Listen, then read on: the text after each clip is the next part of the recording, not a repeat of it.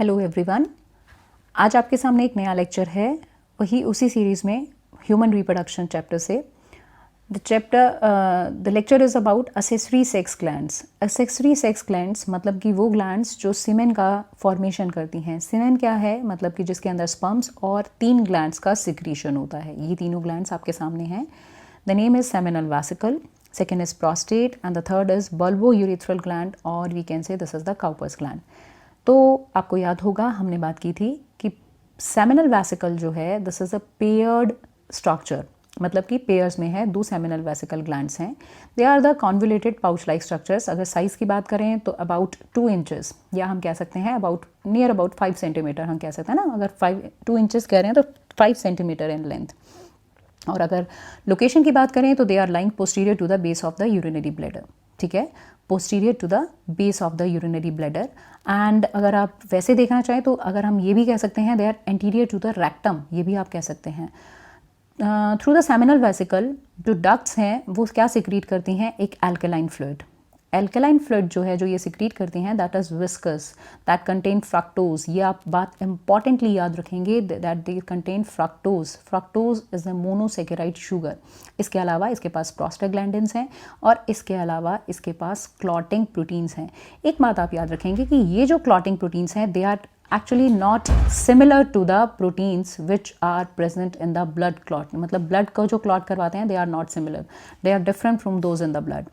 तो alkaline nature of the seminal fluid जो है that help in the neutralize the acidic environment। जो इसका alkaline nature है, जो alkaline fluid है, इसका अगर हम बात करें they help to neutralize the acidic environment of the male urethra and the female reproductive tract।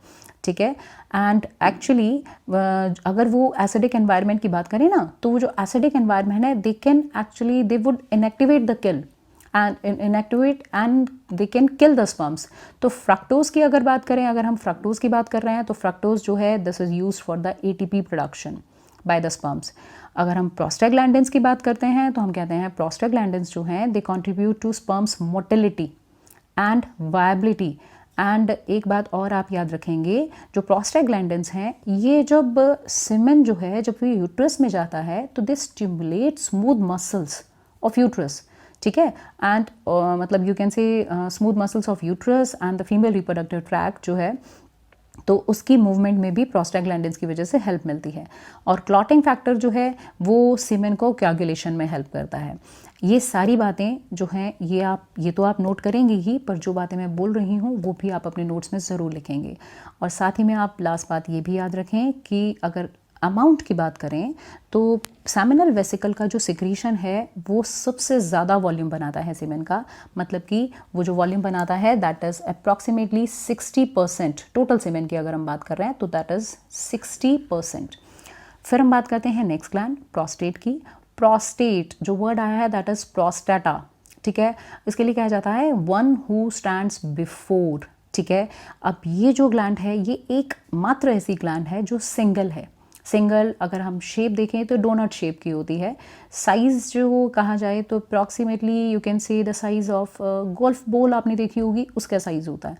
ठीक है, और अगर वैसे हम लेंथ वगैरह में मेज़र करें तो 1.6 इंचेस प्रोस्टेट की बात कर रहे हैं, और सेंटीमीटर में हम गए तो लगभग 4 सेंटीमीटर साइड टू साइड की बात करें। ठीक है, और 3 सेंटीमीटर अगर कहें तो टॉप से बॉटम की तरफ 3 सेंटीमीटर, साइड टू साइड जो है वो तो ये हम कहते हैं कि 4 सेंटीमीटर, और टॉप से बॉटम की तरफ लगभग 2 सेंटीमीटर। 2 सेंटीमीटर मतलब 1 इंच से भी कम हो गया ना। ठीक है, और अगर लोकेशन देखें तो मैंने लिख ही दिया है, ये आपके सामने है, this is inferior to the urinary bladder. ठीक है, और अगर आपको डायग्राम याद हो तो ये जो है ये प्रोस्टेटिक जो यूरेथ्रा है, प्रोस्टेट ग्लैंड जो है वो प्रोस्टेटिक यूरेथ्रा को सराउंड भी करती थी। एक बात आप जो याद रखेंगे, प्रोस्टेट जो है slowly increase in the size birth से लेकर प्यूबैरिटी तक, बर्थ से प्यूबैरिटी तक इंक्रीज इन द साइज, और फिर उसके बाद एक्सपैंड होती है अनटिल द एज ऑफ 30। और अगर उसके बाद की बात करूं तो साइज़ जो है स्टेबल रहेगा अनटिल द एज ऑफ 45। उसके बाद मतलब फर्दर एनलार्जमेंट जो है वो उसके बाद हो सकता है। और प्रोस्टेट के अंदर मैं आपको जब डिसऑर्डर्स कर पाऊंगी तो उसमें हम देखेंगे कि प्रोस्टेट में अगर मैलिग्नेंसी हो जाए that can lead to prostate cancer also. चलिए ठीक है, अब बात करते हैं कि इसका जो सिक्रीशन है, दिस इज़ वाइट मिल्की सा सिक्रीशन है, स्लाइटली एसिडिक फ्लूइड है। पीएच की अगर बात करें तो यहाँ मैंने शायद थोड़ा सा कट रहा है, लेकिन आप देख सकते हैं कि पीएच जो है वो मैंने लिखा है it's near about 6.5, please note it down, थोड़ा सा कट रहा है, तो ये पीएच जो है दिस इज़ नियर अबाउट 6.5, ठीक है। अब इस जो सिक्रीशन है इसमें क्या होता है, इसमें होता है सिट्रिक एसिड, ठीक है। अब सिट्रिक एसिड की बात कीजिए, बताइए जरा सिट्रिक एसिड में क्या है। सिट्रिक एसिड जो है वो प्रोस्टेट फ्लूइड में है, वो स्पर्म्स यूज़ करते हैं फॉर द एटीपी प्रोडक्शन, और ये बात आप भी याद रखेंगे कि ATP production via Krebs cycle, ठीक है। फिर बात करते हैं प्रोटियोलाइटिक एंजाइम्स की। जो प्रोटियोलाइटिक एंजाइम्स हैं, प्रोटियोलाइटिक एंजाइम्स में मैंने एक नाम लिखा है, this is PSA, this is full form is prostate specific antigen, ठीक है। ये प्रोस्टेट स्पेसिफिक एंटीजन्स के साथ साथ और एंजाइम जो है, this is pepsinogen, this is lysozyme, फिर उसके बाद है अमाइलेज एंड हाइल्यूरोनिडेज।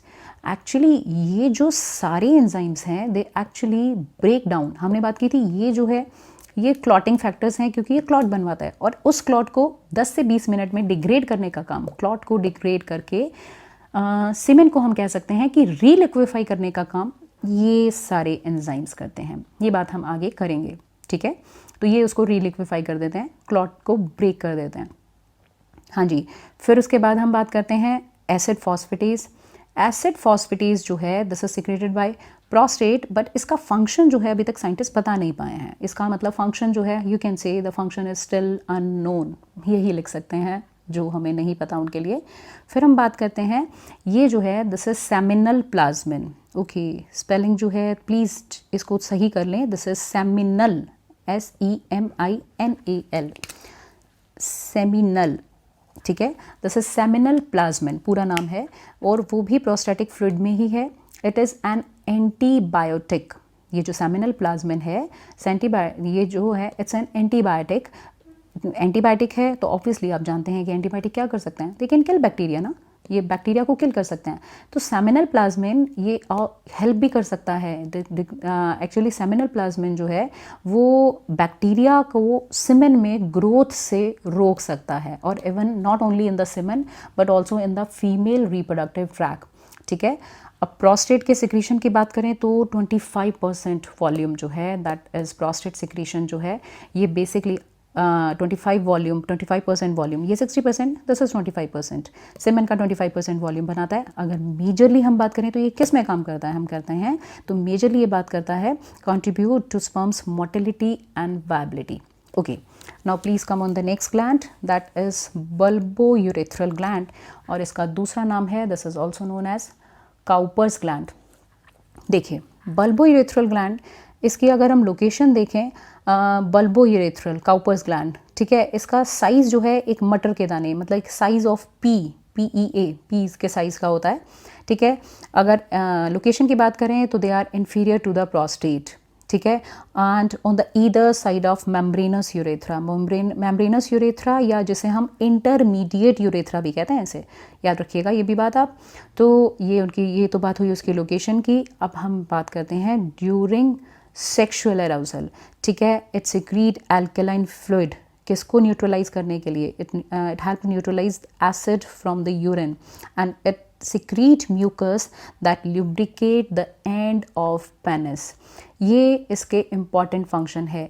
हम रिप्रोडक्टिव हेल्थ में एक मेथड पढ़ते हैं नेचुरल कॉन्ट्रासेप्टिव मेथड में। उस नेचुरल कॉन्ट्रासेप्टिव मेथड में एक मेथड होता है जिसे हम विड्रॉल मेथड कहते हैं, जिसे हम कहते हैं कि वो विड्रॉल मेथड जो है उसके अंदर एजैक्यूलेशन जो है सीमेन का, वो वेजाइना में ना करके बाहर कर दिया जाता है। उस मेथड के फेल होने का जो रीज़न है वो ये ग्लैंड के सिक्रीशन भी हो सकते हैं। जनरली हम कहते हैं कि इसके सिक्रीशन में स्पर्म्स नहीं होते, क्योंकि some males they release a drop 1 or 2 drops of this mucus upon the sexual arousal and erection, ठीक है। जनरली कहा जाता है that this fluid does not contain sperms, but sometime if it contains sperms, तो ये वो जो method है विड्रॉल मेथड, उसके फेलियर का एक रीज़न बन सकता है, ओके।